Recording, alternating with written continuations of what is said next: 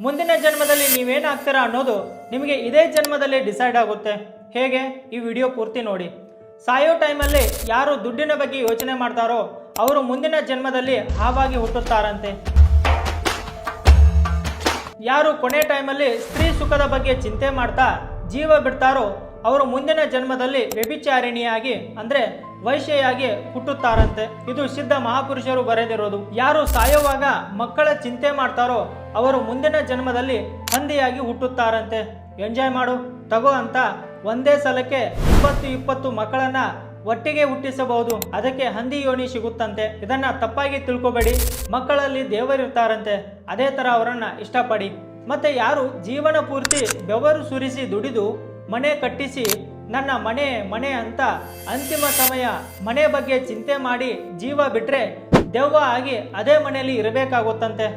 ಯಾರು ಕೊನೆಗಳಿಗೆ ಭಗವಂತನ ಚಿಂತೆ ಮಾಡ್ತಾರೋ ಅವರು ಭಗವಂತನ ಸೇರ್ತಾರೆ, ಮೋಕ್ಷ ಪಡ್ಕೊಂತಾರೆ. ಅದಕ್ಕೆ ನಾಮ ಜಪ ಮಾಡಿ. ರಾಧೆ ರಾಧೆ.